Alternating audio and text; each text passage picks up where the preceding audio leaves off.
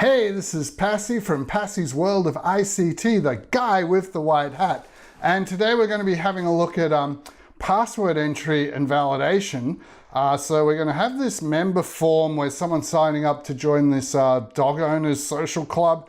And the form's going to have detailed validation on it. So this is going to review everything we've done on validation, including substrings, ASCII codes, regex, for next loops. And we're also going to have some stuff, some new learning there to show you how to make passwords on screens and like how to do hide, show, and fancy things like this. All right, so membership application form. So this is version 1 that we've got here. And what it's got is for the show and hide buttons, all right, we've just separated them there as 2 separate buttons. And yeah, we should, I suppose, just give this one a quick run and show you what's going on with that. All right, so this first one, see how I got the show and hide buttons separated down the bottom. All right, so the idea is that, you know, someone can put their names in, Tim Bob Baggins. Then if they leave their mobile phone out and try and submit it, it's going to tell them invalid mobile phone, you need to enter your mobile. If they kind of mess it up and like put a 1 at the start of it, the instruction said first number must be a 0, so they've got to fix that up. So it's doing all this validation along the way as well. So if Tim does at Gmail, at least I could spell it right, and just forgets the dot in there and puts gmail.com, you know, it's going to pick that up and tell us, so that'll all be good. Put a dot in, see how we're going here. Now, the password, we're getting all this information here. It's got to be 8 to 20 characters long, have 1 alphabet character, at least 1 number value. So those pop-ups are a little bit annoying, but they're kind of giving the user complete instructions. So what might happen here is that I start typing in the password, but I sort of can't remember what I was doing, so I want to see it. So I can turn the eye on and see what's going on there, or I can turn it off again and with this button, and if I try and submit here, it says password must contain at least 1 number value, and I'm going, oh, okay, a number value. Turn it on, I can see, all right, I haven't got a number on it. So if I submit that, it tells me the confirm password now doesn't match the original, so I've got to put the confirm one in. So it might be best to turn the eye on while I'm doing that, then I can get it right. Okay, if it doesn't match, if I forget the 1, confirm doesn't match original, so I've got to go again. Let's get it right this time, and I submit the form, and then it finishes up. It says your membership application has been submitted, okay? And then afterwards it grays everything out so that you can't kind of redo anything or just keep submitting it and things like that. Now the second version, all we've done is it's the same sort of thing, so I'll just put in something really quickly here. So we've got 04 dash. Oh yeah, another thing is we allowed this in case there's like, you know, old people or someone who doesn't have a mobile, they can still put in their 03 Melbourne number. So let's just do at p.co. All right, now this time when you type in the member password, okay, at the moment it's kind of more like an indicator. This is how a lot of our websites seem to do it. So they don't have 2 separate buttons, they just have 1 button. So this is the kind of showing, now you don't see it. And if you click on it, it kind of toggles and goes across to, we can see it. So it tells us here that the eye's open. So this isn't kind of from a do it perspective, it's from a status perspective. So when it's like that, what it's going to tell us is that at the moment it's hidden because we've got the cross, the no eye. If we open it up, the eye's open now and we can see it, all right?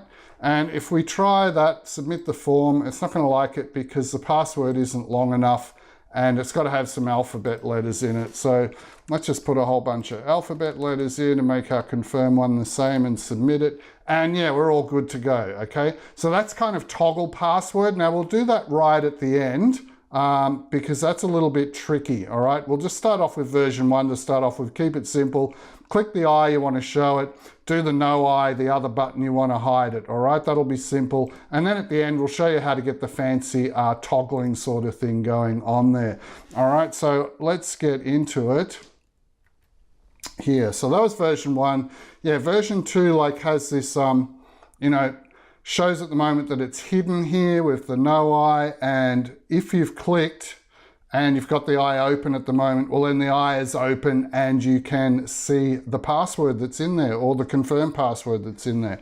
All right, so let's get into it. So this was actually, I was thinking of this for a validation assignment for you guys to review everything we've done so far. Then I thought about adding a password in. Then I realized that adding a password in was like a lot of work. So we'd have to kind of turn this into an assignment plus a learning lesson. And then at the end of it, you'll have something partially completed, and then you have to finish it off using your knowledge of validation.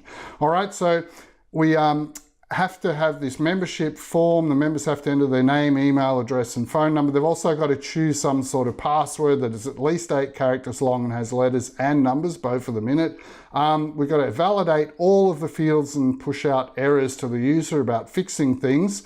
Now, for name, email, and phone number, you can go back to the ASCII codes regex validation lesson we did, and it shows all about that. Now, for doing passwords, that's a totally new thing, and we're going to teach you all about that in this lesson. All right, so the first thing is the form layout. So we've got the form here. Now, the first thing you'll need to put on there, apart from the main heading, but you'll need these 5 kind of labels here that tell us what the text boxes are. So they're just font 16, back color of gold, and fore color of dark green. Okay, so you can get those on there. You'll need a picture box as well to put the dog picture in. Now, you don't have to do a dog club. If you want to do a soccer club or a tennis club or a basketball club, that's fine. Just have the same field, same data, and maybe a picture of a basketball player that you get yourself. If you want our pictures and you want our OpenEye and NoEye buttons, that's part of the download package that you can get with this lesson. All right, now on all of these text boxes here, like the one for name, phone, email, and whatever, we're going to have certain lengths. So in the max length property, when you click on each of these text boxes, just make sure they're set to those values listed there. Then we need our label heading. So that's standing on dog club. That's 24 points, so that's nice and big, and it might be bold as well. I'm not sure about that. Try that out. This one is the text box for the name. So that's TXT name, and its font equals 16 point. We got it, 1 for the phone number, 1 for the mail. Now on the form, to get this green color, just click anywhere on the part of the form where there isn't any item and set the back color to forest green. That's the color we've used there if you want to set this up exactly the same. And then you need a text box for your password, TXT password, and 1 for the confirm password, which is just called TXT confirm PW. And last of all, BTN submit for the submit button. All right, now we'll get on to putting the open and close I things on later, but just set this up as your form for the moment. All right, the next thing to do is to make a validation checklist of what we require for all these input fields. Because yeah, sure, we can set up the form, people can type things in, but like you wouldn't want to go saving invalid phone numbers and email address and save people's accidental typos onto a database. You need to validate every single input field, and the first thing to check is that not blank. That's the standard first validation check, the existence check. So from doing our lessons, you should kind of know a lot of this already. Member name can just have upper and lower case characters, plus it might have a hyphen in there, dashes and spaces. The phone number's got to have 10 number digits, and we want it as 04-NNN with the numbers, then dash and the 4 other numbers. Now we won't actually enforce the 04, we'll let them put 03 in, but the first digit has to be a 0. We will write a validation rule for that into the program. So we've got that. The email's just got to be something at something.something like we did in the regex validation lesson previously. Password's got to have both letters and numbers in it, but nothing else. We're not going to have special characters or allow spaces or hyphens or underscores. It's just got to be purely made out of letters and numbers is the rule we're having for our password. And then the confirm password, of course, has to have the exact same items to match the original password, okay? Otherwise you can't confirm it. All right, so if all of those checks come up okay, we're good to go. And when they click the submit button, we can give them a message that the form's submitted. Now, later on in another lesson, we'll actually write a user password, user login interface, all right? And we'll be using all this knowledge here to validate the password that they put in, okay? So this will come in handy in a later lesson. All right, so member name validation. The member name must not be left blank. So remember, the existence check is always the one you do first. So we can do existence checking techniques. And the idea is that if that name is blank, you'll get an error box come up. Your name needs to be entered in the member name box because, you know, people might be like Homer Simpson and just mess things up a lot, okay? So the user has left that name blank, and so they need to get a error message, all right? Now, the next thing on the member name is if you go back to the ASCII Regex lesson, we use this key press event so that every time they typed a letter, we checked what they were typing, every time they pushed a button on the keyboard. Now here, to get this error to happen, I actually just, I think, typed a number or something like that, or maybe a % sign or a $sign, and then it just won't put that on the screen. We intercept the event by marking it as handled, and it'll give up this little tooltip, type in letters only. So this way we can validate this one as we go. We've made sure it's not empty, and as they type it in, we can do real-time validation character by character, and you need to go back to the ASCII lesson to find out how about to do that, all right? Now, string validation using ASCII codes, just a very quick review of this, that when we were doing people's names, remember, you didn't want to check each character, like the first thing they type in. Are we going to say, if it's A, else if it's B, if it's C, if it's D, have 26 of these, or maybe it could be a little letter, so we'll have another 26 ifs here. There'll be like 52 if statements in your program, so we don't do it that way. We use the ASCII value for what they've pressed on the keyboard. So if they've pressed any of these, when we get the ASCII value, do that function, it's going to be between 65 and 90, the value that's returned. And if they're little letters, will be between 97 and 122. Also got to let them do spaces and hyphens for long names like Watson Smythe, and also let them push a backspace to do corrections, because if you leave that out, they can't fix up mistakes. And some people like pressing enter, so make the carriage return allowed as well.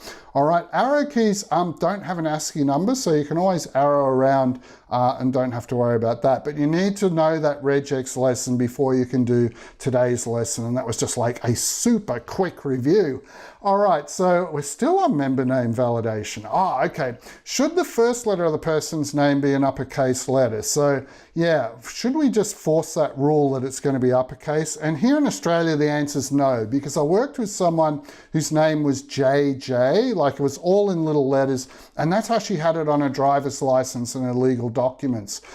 So yeah, we wouldn't be able to type her name in if we had that rule that the first one had to be uppercase. So don't put that validation rule into names. All right, mobile phone number validation. Oh, we're finally onto the second field on the form, 2 of 5.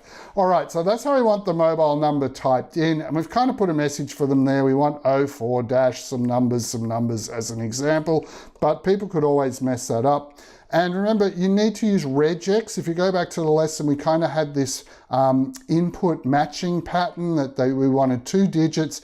Then the red one there, we wanted a hyphen, then another 4 digits, a hyphen or a dash. If you're in other countries, a dash, and then 4 more numbers. So go back to regex. You'll be able to grab the code to do that and use the ismatch processing against the text phone text box that we've got there. So that's all previous work and review of that. And we're going to leave that for you to do as part of your assignment. And the idea is that, like here, the user forgot to put in the second dash on this one. So an input error message should come up like this: invalid phone number, enter it like this. All right. So that's how that should work when you've got it all working properly. Now, we want to do some other processing. So, you know, we should also check that the first digits are 0 and the second digits are 4, because we wanted a mobile phone, by adding a for next loop to check that. However, and there's always a however, and as we mentioned, some older people or some people just might not have a mobile phone and want to put in their landline, like in Australia, in Melbourne, they could put in an 03 number. So we won't actually make that rule. We won't check that the second one has to be a 4, but we are going to check that the first one is a 0. Using substrings, if we just grab that and substring it and get the first index, which is index 0 for a length of 1, 0, 1 down the bottom right hand corner here, that will pull out that item and we'll be able to check if it's a 0 or not, okay? So here's the code to do it. You just get a string phone number variable set up in your program, put whatever's in the text box for the phone into that and give it a check, substring it and check if that's not equal to 0, that very first character, put up that message box, hey, the first digit of the phone number has to be a 0. All right, now if you don't understand any of that coding about substrings and indexes, you really need to go back to that ASCII codes regex and learn all that material. So yeah, if they put something like 1, 2 in here and it's not a 0 at the front, you should get that error message when you test that validation. But when we tested that validation, we did find a problem with program crashing. If you had a blank phone number there, and then you got the 04-NNN error message, after that the program crashed. And the problem was it was going down into the substring code and trying to substring something that was a nothing, okay? And you can't do that. Like if Visual Basic can't substring it, all right, if there's nothing there, well then it can't go looking for it, all right? So it can't even get to index 0 and have a look, so the whole thing crashes and you get this crashing error message like this one here. But what we can do is we just add an if and end if. So we nest the statement, we put our checking inside this other if end if. And what that's going to do is it's going to just check out, make sure the phone number length is greater than 0. Make sure we've got at least one character in that phone number. And then when it goes and does the check, it won't crash because it won't be nothing. There will be something in there because the length of the thing's actually longer than 0. All right, so your testing, good testing would show that up, and then you'd have to kind of make this program correction for that. Now, the mobile phone number text box must not be left blank, and you don't actually have to do a special blank check because the regex pattern matching will kind of take care of it. So if you do leave it blank like this, it'll just give you the invalid phone number, all right? Because all blanks doesn't match 04-NNN. So that kind of works okay, and you don't need to code anything additional for that. All right, we're finally on to email address, our third field. Now, this is a really long video, so you might want to pause it at sections. The other thing we suggest you do is, because it's going to be such a long video, look, you might be better off just going to the download section and getting the PDF and the Word document that's got most of the code in it, and you get the download images as well. And look, the cost of that in Australia for one person, right, is less than like getting 3 tiny little chicken nuggets at McDonald's, all right? And if you're a teacher and you want to get this for your class, the cost is less than getting 6 tiny little chicken nuggets at McDonald's. So we got like really cheap prices going at the moment. Now, with the fluctuating Australian dollar, whether we're going to have to increase those prices going forward, we're not sure. But at the moment, we're just leaving them at the McDonald's El Cheapo prices. So look, you might be best off getting that PDF and just reading through it. And when you find something that you don't understand, go back to this video, all right? And then what you can do is look on the timeline for where the section of video is covering that part that you don't understand, and just watch that section of the video, all right? Because a lot of things are just revision. If you've done the other validation, you'll know this already, and you don't need to re-watch this video to do it all, okay? So in this example here on the email, we're just using the same regex we used in the previous lesson on regex. And look, the guy's forgotten to put the .com in there, so it will come up with the error, okay? Now, the email address can't be left blank, but again, the regex will take care of that. So if regex checks that field, it's just going to say, oh, hang on, there's nothing in there. There's no way that matches something at something dot something. And so that'll be picked up and done for you. Now the password, we've moved on to number 4. Now this is the new stuff, which is going to get a bit involved in this lesson, okay? We're kind of moving out of the revision material. Passwords are usually set up so that when you type them in, you will have noticed this from when you log on to websites and things, that they mask or they hide the actual thing you're typing in. Like they might have big dots there, or they might have kind of music sharp signs, pound signs, hash signs, or they might have asterisks. We're just using asterisks here. So we've got it hidden so you can't see it while they're typing it in. And that's kind of a standard thing. And that's really easily done in Visual Basic. That's why we love Visual Basic. All right, because it's got this text box property. One of the properties is password char. And all you do is just put an asterisk in that. And then anything that's typed into that text box will automatically be hidden, because password character is set to a star. Now to get the star symbol, it's just Shift and 8 on the keyboard if you're not sure how to get that. And also on that properties for the text box we got here for the password, just set the max length to 20. That should be long enough for a password. We don't need them typing in a 50 character one. 20 will be enough, okay? Now next we add 2 small buttons. So we're going to have these hide show buttons, but we're not going to have them sort of one button does everything at the moment. We'll keep it simple. At the end of this video, we're going to have a bonus where we show you how to kind of get it all into one button that just flicks backwards and forwards between the 2 things like the real ones do. But at the moment, 2 separate buttons, all right? So we need 2 small buttons added next to that password. One's called BTN show PW, and the other one's called BTN hide PW, all right? So the OpenEye is going to show it. Edit these buttons so they don't have any text on them, because I'll come up with button 1 on them and stuff for the writing. Just go to the text property and delete all that. And then on the image property, we're just going to load up the eye image and the no eye image, the crossed out eye.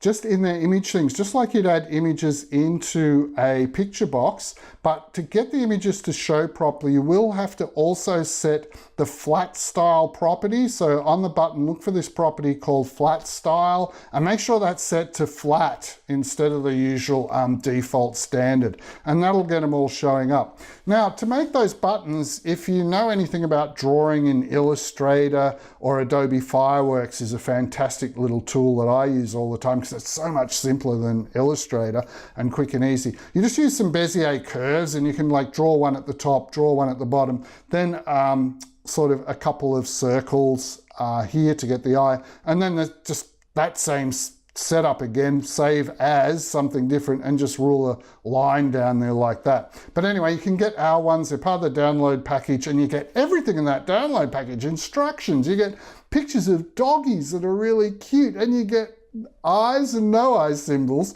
all for less than the cost of 3 chicken nuggets, 3 tiny little nuggets at McDonald's. So get into that. All right, so double click the show password button, that I one that we've set up. And this is the code you need to set up, all right? So that when they click that, what we're going to do is the eye is supposed to open the eye so we can see the password. And how you do that is you just take that password char property of the text box and just set it back to its default of equals nothing. And also we're using text password focus there to put the focus back onto the text box.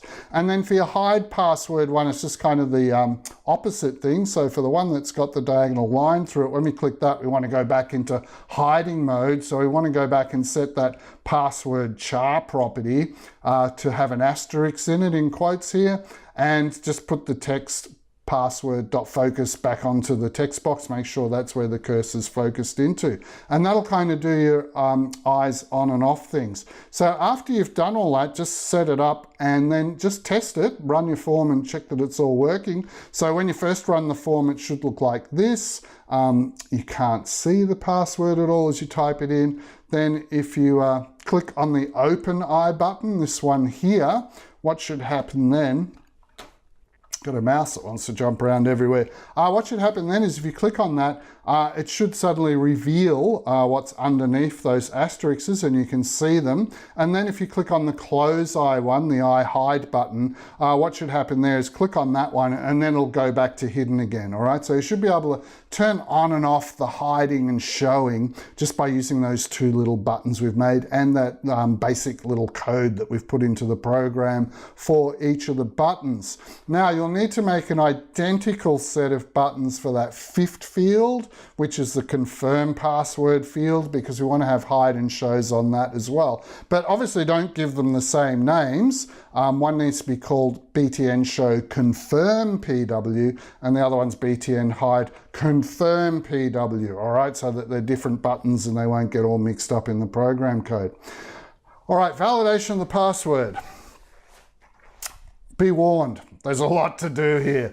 It turned out actually even for me to be a little bit more tricky and complicated than I thought it was, because we want to have letters and numbers, we want to have at least one letter, at least one number, and we want to have it be at least 8 characters long. So what we better do is we better make a checklist and you know, like write down all those things that we want the password to have. We want a lot, very fussy here. Okay, so 1, the password cannot be left blank. So that's always your first check, the existence check it's called in validation. So make sure you know that term for the exams, the existence check. All right, so cannot be left blank. So that's the first check we need to do. And then the password needs to be at least 8 characters long, but we're setting max length of 20 characters for this in its property. Now, in the trade, when you're doing this on an exam, that is called a range check. So existence check always has to come first. Then there's 2 other types of checks. There's range check and type check. This is the range check, all right? And then the next one's the type check. What type of stuff has been put into that text box? And the type of stuff we want is just letters and numbers. We don't want any hyphens, any spaces, any underscores, any dashes or anything else. Just letters and numbers all squashed up together. There has to be at least 1 number digit and there has to be at least 1 letter out of the at least 8 things that we put in there. All right, now the password must contain 1 letter and it's got to contain 1 number. So they could type 1, 2, 3, 4, 5, 6, 7, 8, 9, which is great. It's longer than 8 characters long. It's really cool for check number 3 here because it does have letters or numbers in it. Check 4 though, it'll fail on because it doesn't contain at least 1 letter. It would pass check number 5. All right, if something passes all the checks, then we can actually set a validation flag in our program, you know, password valid equals true. All right, and then the validation can move on to the next field that needs doing, which would be the confirm password field. Now we create a separate password validation subroutine because there's so much stuff to do. We don't want to just jam it all into the existing validation one we've got that's doing name, email, phone. And we're going to show you this later on, how to properly modularize and not get all these messages popping up all over the place like we did in ASCII and Regex. We're going to show you how to fix all that problem of the user getting bombarded with messages later on.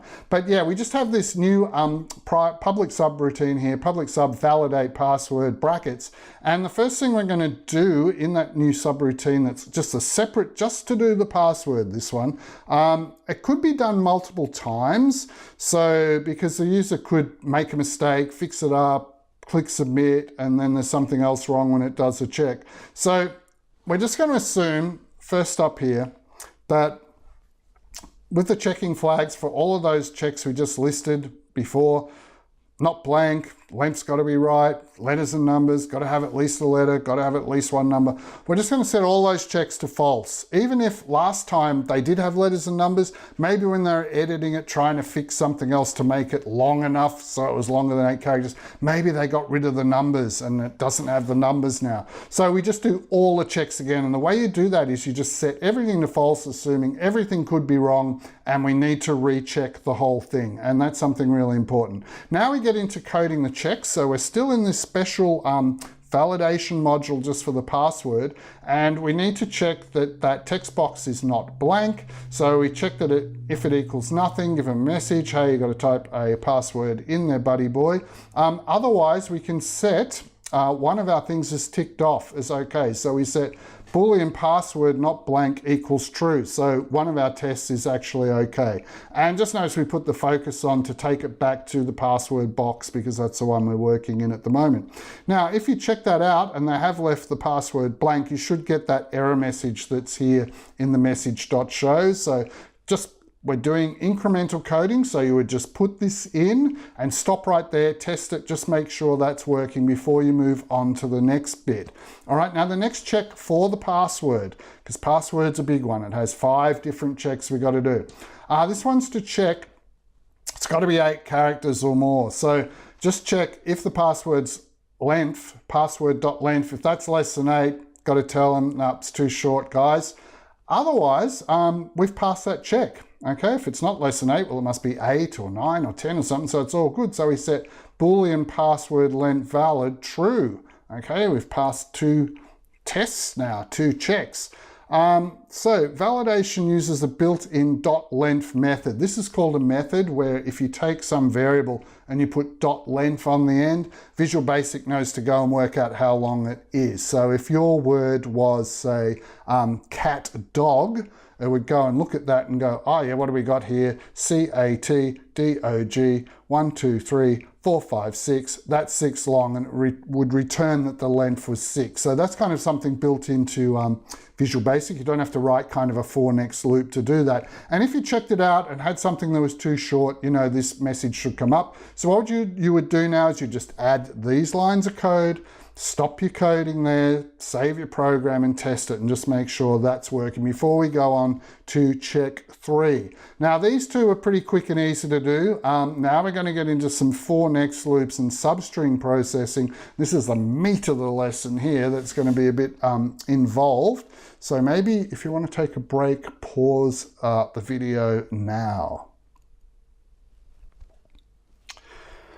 All right, we're half an hour into the video. I'm predicting maybe this is going to be a 1 hour video. We're going to try and get it under that if we can. So we'll move along, but we don't want to rush things so that you don't understand them, all right? So now we need to check out, does this password have some letters or numbers in it, all right? As long as it's got letters and numbers, it's good. We don't want anything else. So if we don't find a letter or a number, we have to count that. So we've got to go, yep, hey, hang on, there was one thing that was not the right thing there. And we're going to use a counter to do this in a for loop. This is a complicated one because we're going to go through character by character on the password using substrings and count up how many bad characters there are. How many characters do we find that is not a letter and is not a number? And we're going to be using our ASCII code values to work out if the current character we're checking, whether that is a number or a letter. And if it's not one of those, it's a bad character. And we need to count that. So at the end of going through all of the characters for the string that they've entered as the password, we can see if our bad count is greater than 0, if we found 1 or more bad characters there, then we can put out the message that they've got to fix the password up. All right, so things that could go wrong is someone decides for their password, oh, I'm just going to use my Instagram tag. So is this called Instagram? I don't know, your Instagram name. So for our photo business, it's like @PhotosByPassy. All right. Password can only contain letters and numbers. It's all right there, but the @ sign in the front isn't any good. So the counter would have come up that there was a bad character there. Or maybe they'll put VC soft dev, which is nice. It's getting longer than 8. It's got letters. But then they thought they'd put a happy face because they love doing VC software development here in Melbourne, Australia. And who wouldn't? It's such a great subject and you learn so much cool stuff. But anyway, that's not allowed. We can't have any special characters. It's just letters and numbers. And they might decide to put an underscore in to create a bit of spacing between the letters and numbers. Put a dash in here between soft and dev. That's not on. There's to be no spaces or dashes or anything. The letters and numbers have got to be squashed up right next to each other. Squishy, squashy, like it is on the train when you go to work in the city. I remember that when I was working in IT. Yeah, now they might have decided, oh, let's make it nice and tidy, neat and tidy here, and we'll have some spaces in between things to make it easy to read. That's very nice, but we're not going to allow that. We're not going to allow spaces in the password. So that would fail and should give the error as well. So when you set up this code, there'll be quite a bit of testing involved with it as well, just to test for all these random conditions which people could do. Not necessarily being stupid, they're just kind of doing what they think is the right thing, but for our system, it's not going to be the right thing. Okay, password needs to contain letters or numbers, so continuing. Oh, and if you're thinking, well, why don't you allow special characters like an @ sign in there? Look, yeah, we could do that, and maybe when we do the login system lesson, we will. It's just that we wanted to try and keep this lesson a little bit simpler because it's kind of complicated enough as it is. Okay, so we're going to set up some counters here. We're going to scan whatever they've put in for the password, but first we need some counters. We're going to count how many invalid characters we come across, ones that are not letters or numbers, and how many good ones we come across that are letters and numbers. So we're going to have a couple of counters there. We just dimension them and set them to 0. And then we have this loop. And if you've done regex, ASCII, this won't be too bad for you to understand. And we're not going to fully explain it here because you can go back to that lesson where we did fully explain substrings and index positions and whatnot. But we're just setting up from I equals 0, the index is 0, because remember Visual Basic starts counting the first character as character 0, not as character 1, which is a real pain. So we're just saying from that first character 0, we're going to go all the way through one by one up to the full length of the password. But then we have to -1. And you're thinking, what's that -1 on there for? Well, it's because like if the password was 3 things like cat, C-A-T, Visual Basic counts it as 0, 1, 2, right, for the character counting. Us humans would say, okay, C-A-T, 1, 2, 3, 3 characters.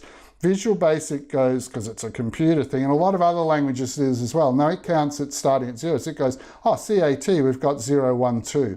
And so the last index value ends at 2, which is the length of the thing. CAT is 3 long, minus the 1. Gives you that 2. So you need that -1. Now, if you don't put that on, what will happen is the computer will jump into a part of memory that isn't defined at all, and you'll just get a program crash that it's out of range, all right?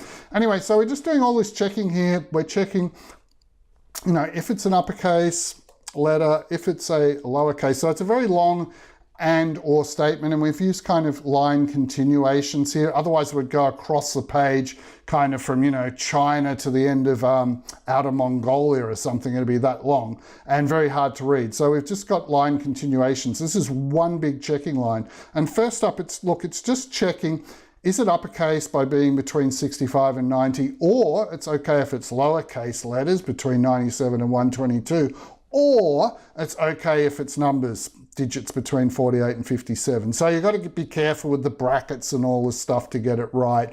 But look, that's how it looks when it's finished. If all this stuff is like that, yeah, well, that's cool. It must be a letter or a number. So we add 1 to the good guys count. If one of those isn't true, this thing will fail and it'll go to the else. And that means we must have like an @ sign or something which doesn't fit in these ASCII number ranges, and it's going to add 1 to the bad guys, the invalid characters count. So we go through that loop, scanning the whole password that they've typed in, and then after the loop is when we do the checking. So we need to go all the way along, 1 character at a time, from 0 up to the length -1 to get the whole full thing. And we just do counting at this stage. Okay, after we've done the counting, then we can check things out. So if the invalid character count was bigger than 0, well, then we got a problem. And we put out this error message here. I don't know if you can see it. Password must contain only letters and numbers, all right? But if we didn't get any bad guys in the count, well, then everything's good. It must have just been all letters and numbers because we didn't count any invalid ones. So we can actually set, all right, letters and numbers, that's good. So that's another check number 3. For our password, which is complete. So I think we had 5 checks to start off with, so we've got 3 of them down and done. So this is a common sort of thing, like check if it's wrong, and then if it's not wrong, well, else, otherwise it's obviously right, and that means that thing's valid, and we can give it a big happy tick thing. And so we're going to use this else processing a bit in our validation, all right, and get used to that. So let's have a look at 4 and 5. 4, we've got to check that there's 1 uppercase or lowercase alphabet letter. So we need to just go through the password again. So we're just going to set up a for next loop and run through that password again. And this time we're just counting up that we've got letters, all right? So making sure that we got letters. Now, when we did the previous loop check 3, we were counting letters and numbers.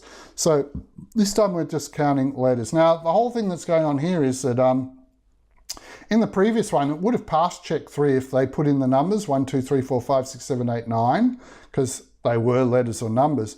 But we haven't got the password condition for check 4. There was no alphabet letter in that. So that's why we do check 4. Everything might have passed check 1s, check 2, check 3, but when we get to check 4, if there's no alphabet letter there, which we find out by counting with a for next loop, then we're going to send out this message. The password's got to contain at least one alphabet letter. Now, if the letter count isn't 0, that means they've got at least a 0, at least one letter, sorry. And so, whoops, let's just go back there. So we're using that same else thing again. Password check 5.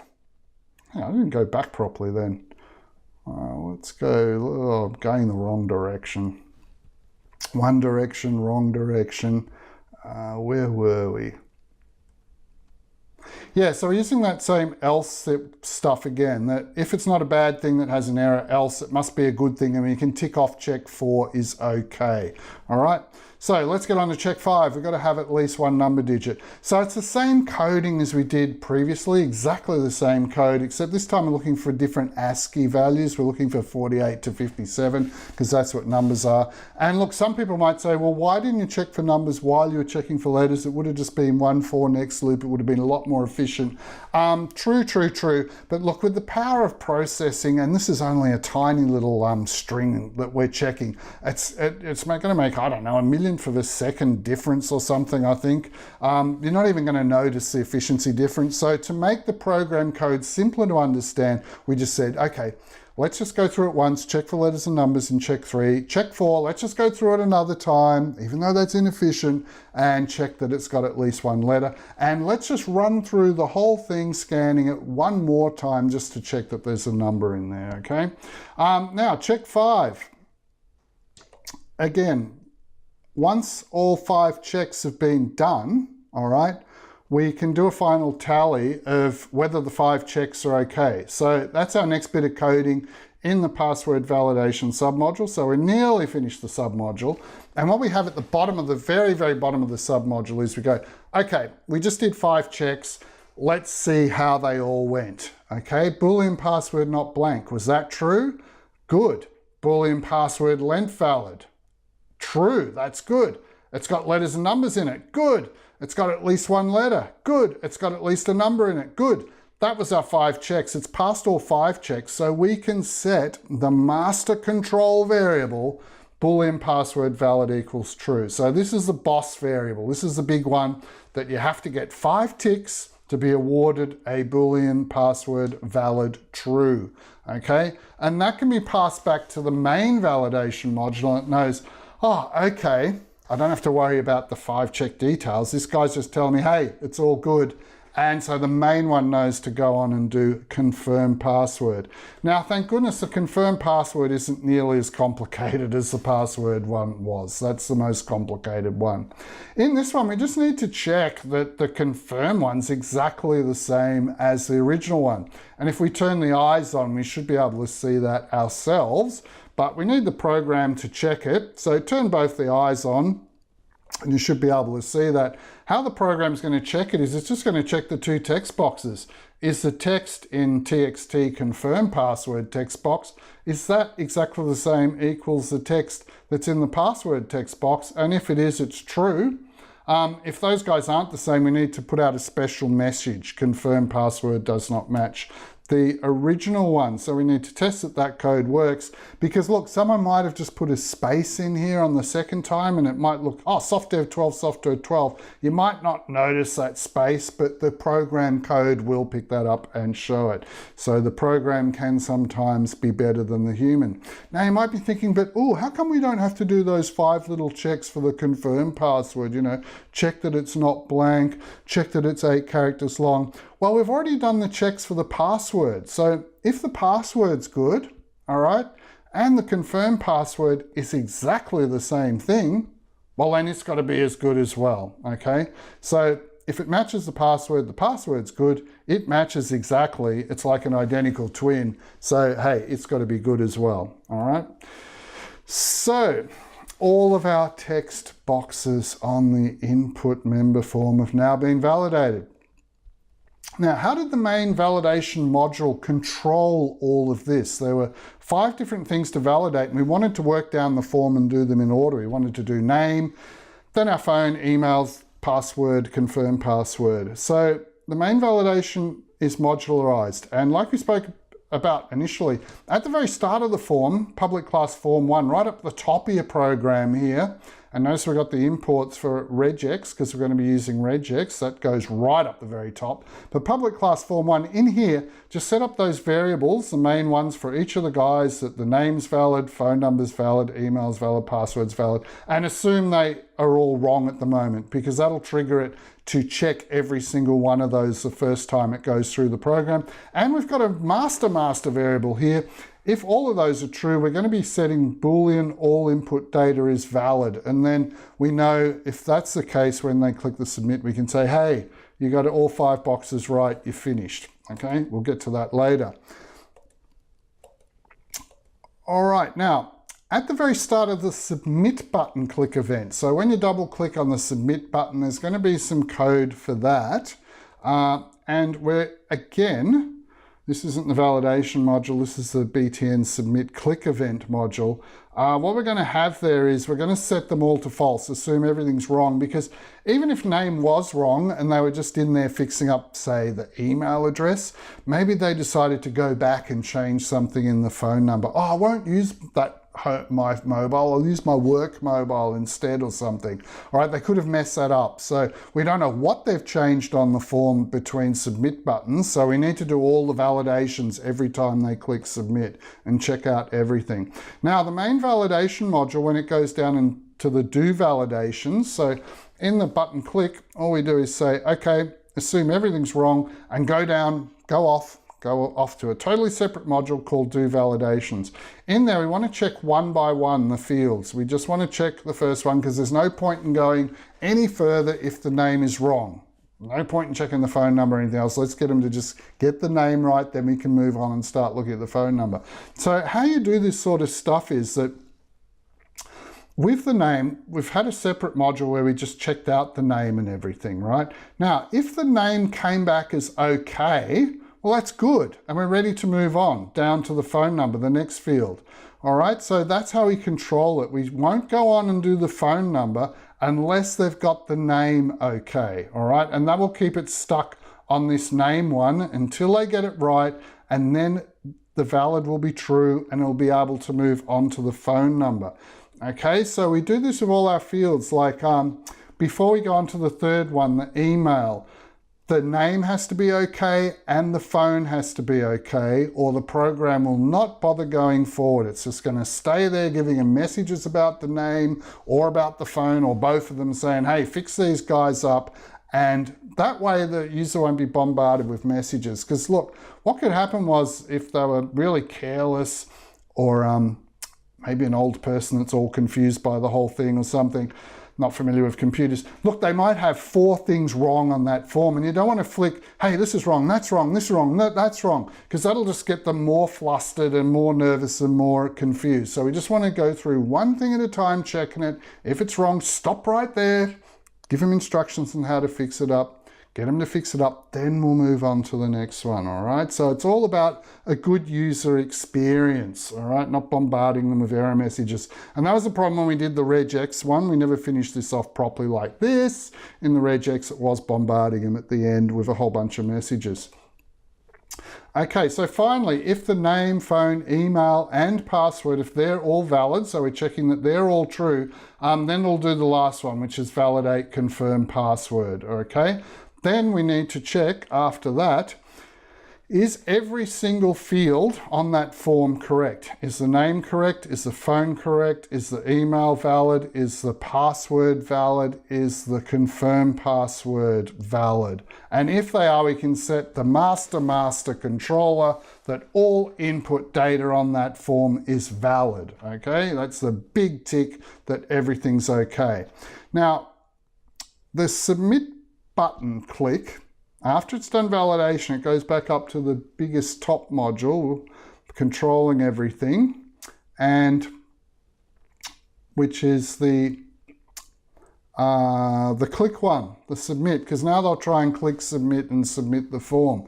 So in that module, we just set up where we had validation, do validation, directly under that in the code, before the end of that for the click event submodule. You just set up, if all that input data is valid, then we can show them, hey, your membership application has been submitted with a submit successful up the top of the box. And we also disable everything on the form because we don't want them clicking the submit button again and again and submitting some form 5 times. And we don't want them to go back and change anything because it's too late now, it's been submitted. All right, so everything gets grayed out on the form by setting enabled equals to false. So when we run this, Prudence Watson Smythe here, Prue from Brighton, she's entered everything correctly because Prue's very careful and particular about what she does, and she got it all A-OK there, and the validations all came up good, and it says submit successful, your membership application has been submitted. Now when Prue clicks that OK button on the message, what will happen then is all the disabling. All right, so she clicked submit, the program checked everything, it was A-OK, she got the message, she clicks OK on the message, and then everything gets grayed out and disabled. So she can't keep submitting the form, she can't go back and change everything because everything is completely finished. All right, so you probably want to pause the video there, do some coding, try and get those password validations, all 5 of them working, try and get a good form like Prudence's one from Brighton and check that it does do, hey, submit successful, you've got everything right. And then come back to this. This is the bonus lesson. So I've already been going 50 minutes, so I don't like our chances of finishing in 1 hour. But yeah, look, you could just stop the video here. You've probably learnt enough for one sitting, and just come back and remember you're doing the bonus, the show hide single toggle button next.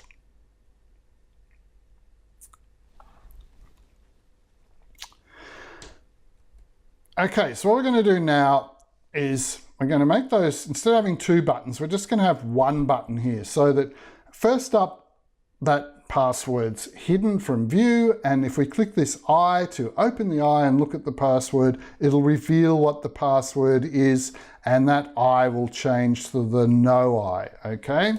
And same sort of thing here, the opposite. If we had it showing at the moment, if we click the no I button saying, hey, we want to hide that thing, we don't want it showing up, it should change on the screen right here and be all hidden again behind its asterisk symbols, okay?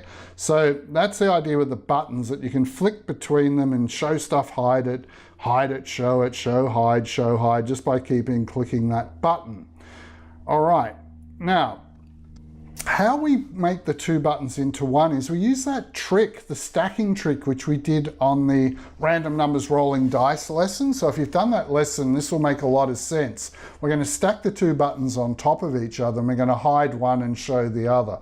All right, so what you need to do is you click onto the OpenEye show button on the form and check out where it's located exactly in its properties. Its location is coordinates are 605, 412. So on that close I button that's sitting next to it, the no I button, if you set the coordinates to be exactly the same as this, it should slide over and be directly on top of the other one. And also you need to check the size, like if this is 47 by 35, you need to click over on the no I button and make sure it's also 47 by 35, okay?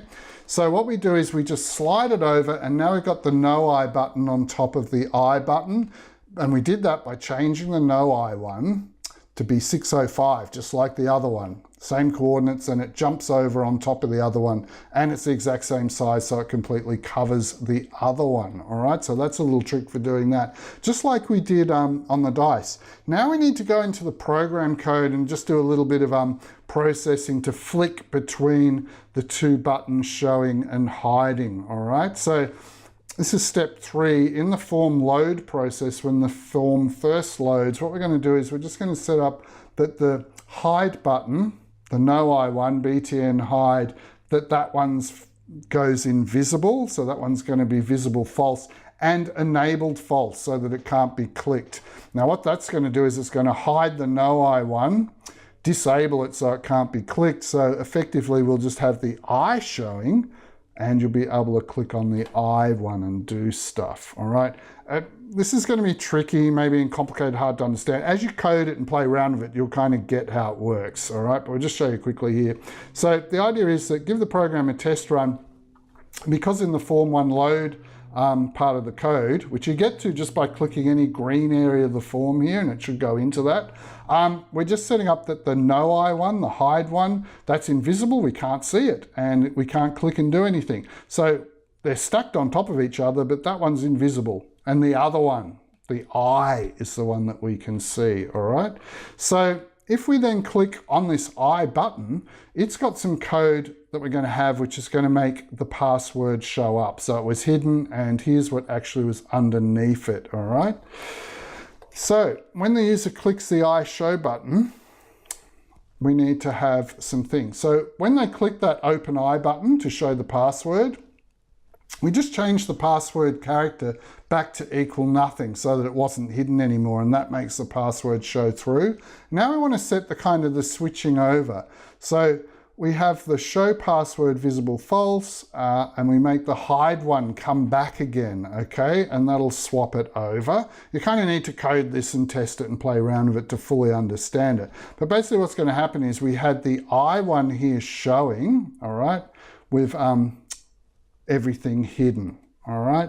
And when you click that I one, what'll happen due to this code is that the password char will change over to nothing. So this means this becomes nothing and we can see it. It's whammy bar guitar 1. And we're also going to, with this code here, swap over what's visible in the button. So the show one was visible, but now we make the hide one, because the next thing we want to do is we don't want to show that again. It's showing up at the moment. Probably the next thing we want to do is click that and re-hide the password. Okay, so this is a bit tricky and complicated. Make sure you start on a good day and do this in the morning when you're awake, because it's kind of twisted my mind around a couple of times when I was testing it, didn't have things working. All right, but it did work in the end, thank goodness. So test out the program, check out your hide and show buttons, and then we get to step 5. Now, the thing is, when you go to many websites, all right, the buttons work the opposite way around that we just set them up. So a lot of websites kind of have it set up the other way around, but that's easy to do. All we have to do is swap the images on our buttons. We don't need to do any code changes. Don't touch the code. It's working, leave it as it is. We're just going to play swapsies with the images that each button has. All right, so at the moment, we've got our I button and our hide I button. So drag them off each other so we can see them separately. They were stacked, and here we just drag them apart, all right? And what we're going to do is click on the I one and go to its image property and change the image so it's got the no I image on it.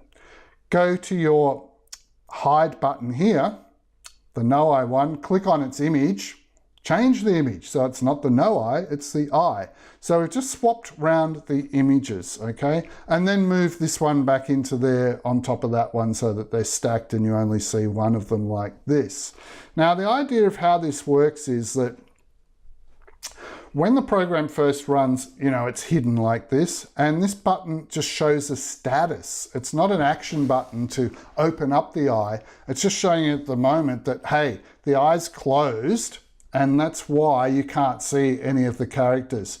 And sort of the person has to know, oh, if I go over and click on that, I think it swaps over, all right? So at the moment, it's just telling the status is that the I is closed, and that's why we can't see it. So you go kind of curiously over there and click on it, and what happens then is it changes to I open, and because the I is now open, that's the current status of the button, you can actually see things, all right? So a lot of websites do it this way, which is kind of back to front to everything else, but you can decide which way you want it.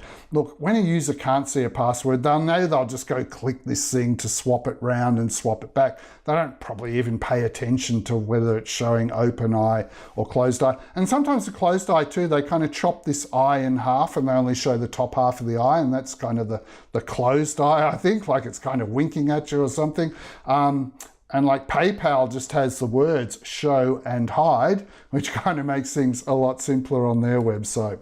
All right, so your turn. You have to do all that stuff, steps 1 to 5, and then 6 to play swapsies if you want to, on the confirm password kind of I and no I, show, hide buttons, and get all that happening. So what should happen is, first time they type the confirm password in, it's got the no I, the status is that we're not showing the password. If you click on that, it'll change to open I status here and we'll see the password. Then if you click on it again, it'll flick back to closed I, no I status where you can't see the password, all right? So that's what should happen in the code if you've got it all correct. That's using the method that most websites do, okay, doing step 6. All right, now as you can see, oh my goodness, you know, it wasn't too bad making that entry screen and getting the picture of the dog on it, but oh my goodness, we started doing the coding, and to check that everything's okay on that form and do open eyes and close eyes and show hides on passwords, that got really complicated, all right? So we've taught you a lot of stuff here, and you now also know how to structure a main validation subroutine so that it'll only keep doing the name, the first one, until that's correct, and then it won't move on to the phone number until the name is done. When name and phone is done, then it'll be happy to go and check the email. So you've learned how to kind of do that structured main driver module as well, and that'll be really useful in future programs. So we're going to still give you an assignment, a learning reinforcement assignment. So you've got to make that form, and then we've got all the password code and hide show stuff there for you. That's in a Word document you can get in the downloads, but it won't have the validating for the name, the phone, and the email, not all of it anyway. So they're the blanks you'll have to fill in. And we'll do all the stuff for the password, but you'll have to fill in some stuff about the confirm password just to check you know that that's working. So yeah, look, so you get a project that's kind of 80–90% completed, and you need to use your skills, which you should already have from doing validation and doing the regex ASCII lesson previously, to finish it off. Now, this is important to learn because we're going to be using all of this processing about passwords. We're going to have a lesson later on where we're going to create like a full login system for an app. So we're going to have this app like the Dog Club app or something like that. And on the front of it, we're going to have a screen where they have to put in their username and their password, and we're going to read a file to check that, okay? And then we'll have another process where a new person can pick a username and a password, and we're going to have to do all those validations, all the hide show business, before they have their chosen password given the big green tick. And then when it is given the big green tick, it's saved to the file or the database so that next time they come along, they don't have to join up as a new user. They should be able to use that password and user ID that they set up. So that's going to be a whole nother lesson, like how to do a little login system with user IDs and passwords, okay?